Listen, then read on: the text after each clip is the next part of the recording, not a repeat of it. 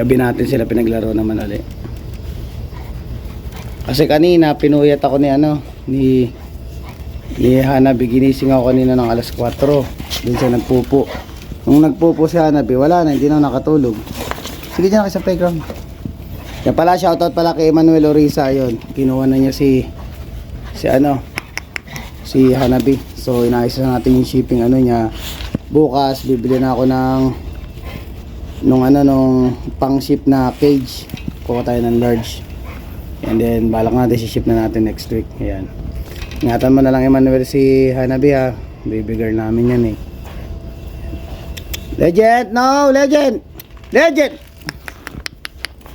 Naasawa na naman. Dinayaperan ko na nga eh. Bless!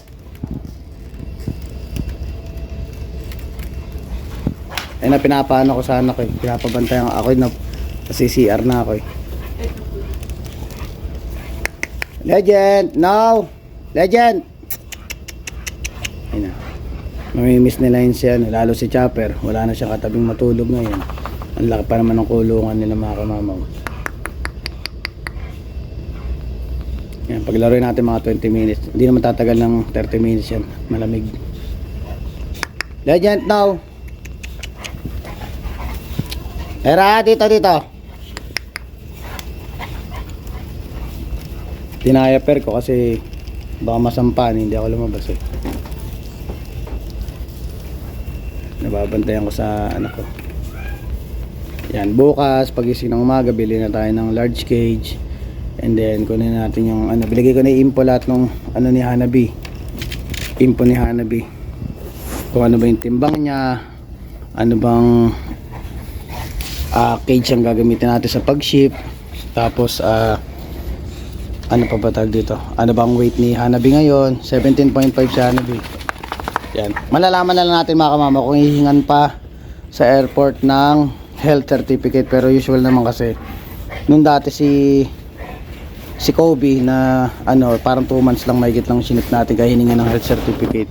Eh ngayon 4 months na si Hanabi. Di ko alam kung hihingan pa. Pero kung hihingan pa, dadaan ako sa Monday sa veterinaryo. Yan. Para secure at maayos ang papel ni Hanabi. Complete vaccine naman na siya. Yan, may anti-rabies na rin siya. Kaya muna natin sila maglaro. Sige mga kamamaw, see you tomorrow. Iwanan na kami ni Hanabi. Eat ka lang dyan. Nakakamiss din ito mga makukulit na ito mga kamamaw pag mawawala dito sa bahay. Malakas kumain yan ni Manuel, hindi ka mahirapan magpakain dyan at hindi mapili sa pagkain doon si Hanabi. Mga kamamo, next week si Chopper na lang may iwan.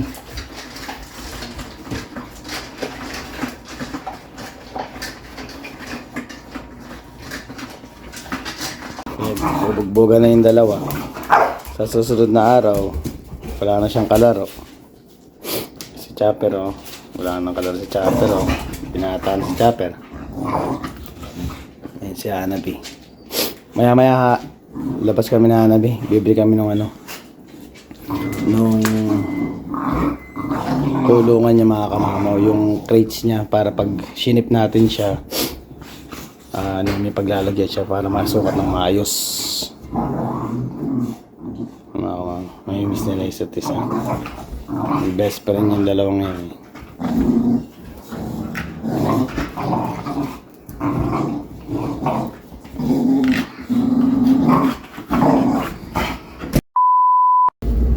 Yan, good morning mga kamamaw. Pupunta kami sa pet value ni Hanabi. Sinama ko si Hanabi kasi mga kamamaw, si Hanabi mapupunta na po ng Ontario.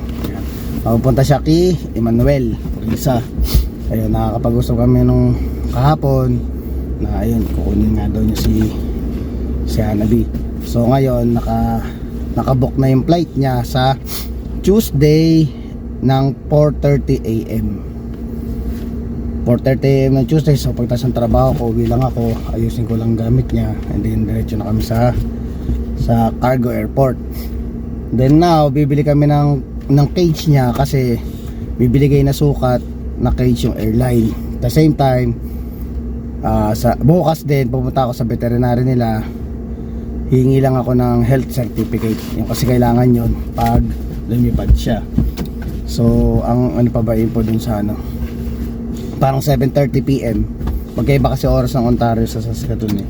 So kung umaga ko siya dinala, gabi darating kila Manuel Oriza yung si ano, si Hanabi. So medyo malamig na kayong kailangan may blanket. Sige, dali na tayo. Kailangan may blanket na nakasama to. Siyempre ipapabaon ko sa kanila yung blanket nila ni ano, ni Chopper. Kaya pinalabang ko na para inang lalagay ko sa loob ng ano. Tsaka siyempre malamig nga ngayon para kahit paano kumot siya.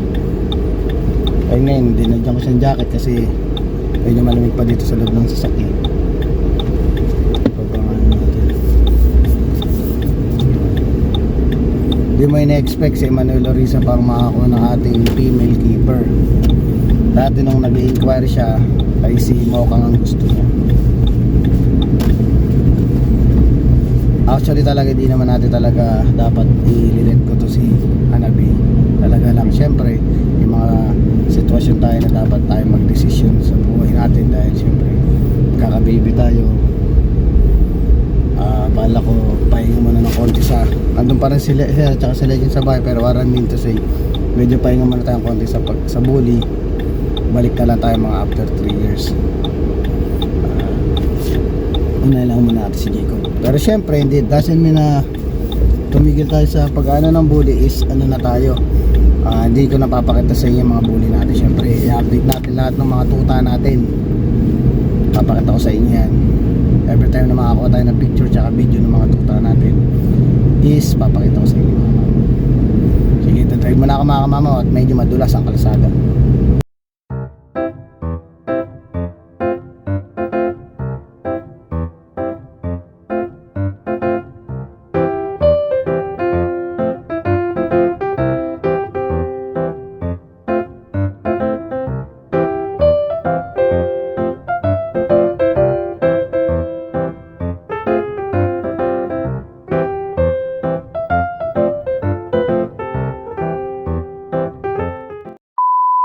Yan, dito na kami sa Pet Value.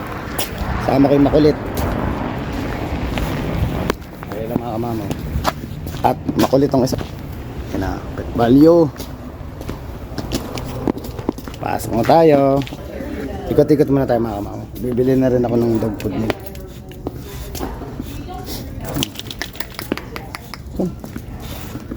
Yan natin. Makulit eh. May aso din sa mga ano. Come. Yan na Emmanuel. Nauna nang gumala. Come. Kita niyo may aso doon. May dog doon, may dog. Come, come. Come. Sana merong ano, yung size ng ano ko. Yan o.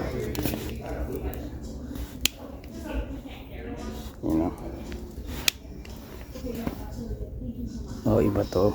39K, tanong natin yung ano. Hello. Hello. Yeah. I'm gonna buy some crates for. So I'll be sending her to Ontario on Tuesday. Oh, Yeah. you're pretty. Yeah. You're pretty. I know. I know. You're pretty.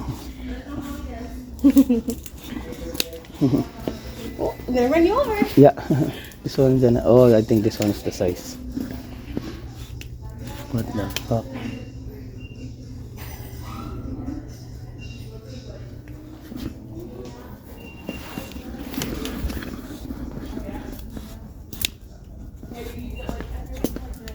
Ang mahal ng ano.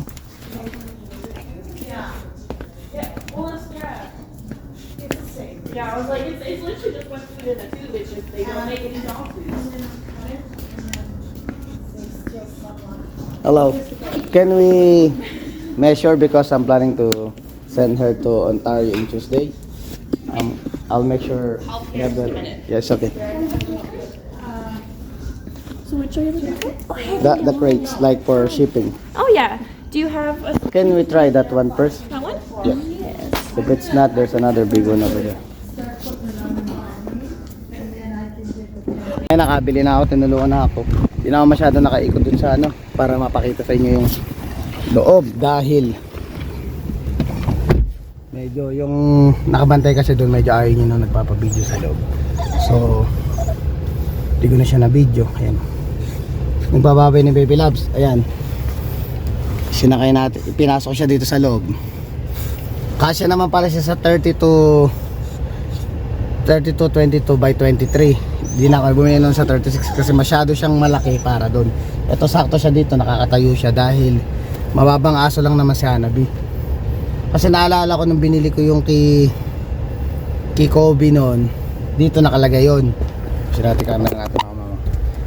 Ganyan din yung nabili ko kay Kobe. Pero si Kobe, medyo bata pa nung time na binili ko siya. Tsaka lalaki si Kobe. Mataas talaga. Ito si Hanabi mababa lang. Kasi naman siya, nakita ko naman na nakakatayo siya, kaya pwede siya. So ito na, okay na to. Just bumili na rin tayo ng dog food. So ayun.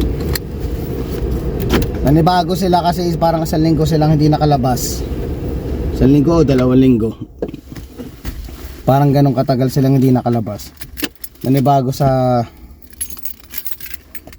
ano, sa collar si Hanabi, o hindi niya sanay dun sa collar. Ang ginamit ko kasing collar ni ano to, collar ni Chopper. Yun ang pinagamit ko sa kanya. Lakad naman siya, pumasok siya sa loob. Noon na nahihiya siya. Nung pumasok na siya, okay na. Parang back to normal na uli ang ano niya. Kaya ano atag dito, Emmanuel, labas-labas mo na lang to. Total naman, madalas ka din lumabas kasama ng isang bully mo. Alam mo to kay pangalan ng bully niya.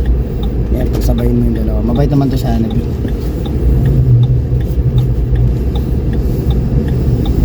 Kasi na siya dito. Tsaka kung medyo malaki rin, mahirapan din ipasok dito sa loob ng truck. Hindi naman kalakihan to sa sakay natin. Kung yung mas malaki pang isa, pahirap pang ipasok sa pinto. Ay di naman siya pwede sa trunk. At winter ngayon mga kamamo, panginginig yung alaga natin sa likod. So sakto lang to nabili natin.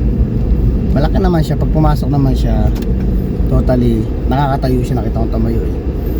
Kahit umangat siya ng tayo, hindi pa rin untog ang ulo niya dun sa ano, sa ibabaw ng kulungan. So ibig sabihin pwede makakagalaw pa rin naman siya dun.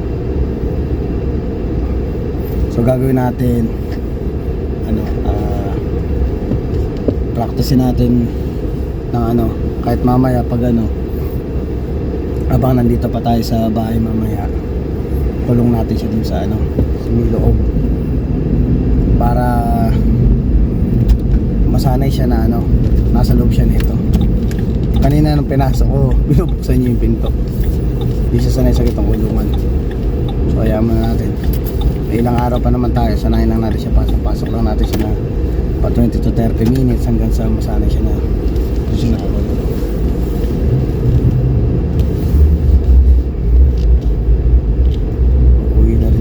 At papakain na natin mga bully. Ipasok pa tayo mamaya. Mga kamamo, dadaan pa pala tayo ng gum. Bibili lang ako ng liempo. Tapos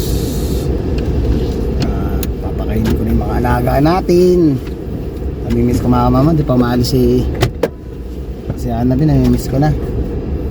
Naalala ko tuloy yung pakiramdam mga kamamo nung hinatid ko si Kobe sa ano, sa airport. Mangiyak-ngiyak ako nun mga kamamo. Ilang buwan pa lang si Kobe nun. Eh what more pa, itong si Hanabi natin ay 4 months na to eh. Napamahal na sa akin to eh. In-expect ko nga mga kamamo, naiiwan sa akin to si Hanabi talaga eh. Kasi keeper talaga natin yun. Simulat sa punta lang to. Alam na ng mga subscriber natin yun. Nakakamiss eh. Pero masaya rin naman ako dahil kay Manuel mapupunta sa tamang tao yung alaga natin. Yan, meron pa tayong isa mga kamamo, si Chopper. Kung si Chopper talaga, malalaman natin mga kamamo, for sale pa rin si Chopper. Pero kung talagang hindi nabili si Chopper, ikikip na lang natin. Basta ang ano ko, bebenta natin si Chopper basta kung mapupunta siya sa tamang tao. Pero kung ano, kasi usually may mga nag-inquire pa rin naman talaga sa mga tuta natin. Medyo ini-interview ko rin, tinatanong-tanong ko rin. Siyempre number 1 na doon yung mga kamamo, kung ang question nun, kung kaya nyong bumili ng American Bully na hindi kayo masyadong nambabarat ng presyo, ibig sabihin kaya nyong alagaan ang aso. Dahil doon pa lang malalaman mo kung kaya mong i-maintain o ano yung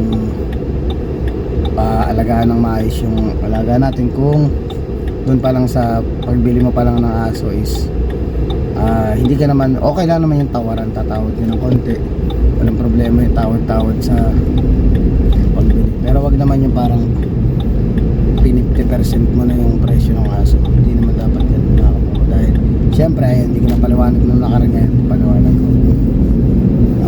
The first place mga kamamo, nung pinanganak yan, marami ding gastos yan. Maraming binili natin gatas, binili natin ng mga vitamins, binili natin ng pinabaksin natin yan, complete vaccine yan, naka microchip pa yan. Will maintain yung aso, tsaka healthy talaga yung puppy. Talagang binigyan mo ng oras tsaka panahon mo. Nag-bawas din tayo ng trabaho para maalagaan natin ang maayos sa mga tuta. So it doesn't make sense mga kamamaw na babaratin nyo yung presyo ng mga alaga natin. Okay lang yung nasa tamang presyo, wag lang yung masyadong parang almost 50%, tsaka yung iba almost parang wala ka nang babayaran sa tawad mo sa aso. Sana ano, kasi alam ko naman balang araw magiging breeder din kayo, mararamdaman niya yung pakaramdam na yung ginagawa niyong pagbili ng aso is mararamdaman niyo pag may mga buyer na kayo. Mararamdaman niyo yung ganung paraan, yung pakaramdam. Tsaka ano, dito iba yung pakaramdam nung parang bibili na kayo tapos bibili kayo ng mura tapos ang aim nyo is magbenta. Wag gano'n ang thinking na parang binabarat nyo ng sobra yung pagbili nyo ng aso, tapos pag kayo na magbebenta mas mataas pa ang presyo nyo magbenta kaysa dun sa presyo ng aso na binili nyo. Wag gano'n sana po, ang akin payo ko lang po yun. Wag po sana maging gano'n ang mindset ng iba. Wag po sana sasama ang loob nyo or magagalit kayo sa sinasabi ko. Ang inaano ko lang is yung realidad na nangyayari talaga, na huwag kayong bibili ng masyadong parang tinatawaran nyo yung aso, masyadong mamurahin yung aso pinukuha nyo, mga ganong diskarte. Tapos pag nagbenta kayo is mahal pa kayo magbenta dun sa napagbilan nyo. Huwag ganun mga kamamaw, dahil iba yung pakaramdam. Darating kayo sa point na mararamdaman nyo yung pakaramdam ng breeder ngayon na binabarat nyo o masyado kayong tumawad ng mababa, tapos pag kayo na magbebenta mararamdaman nyo yung pakaramdam na gano'n.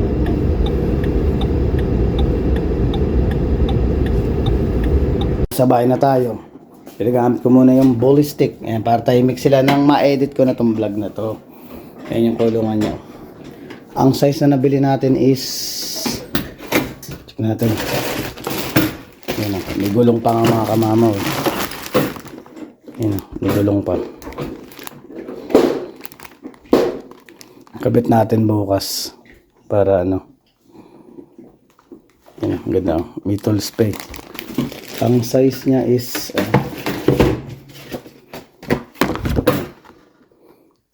32 by 22 by 23. Tama yung sinabi ko kanina.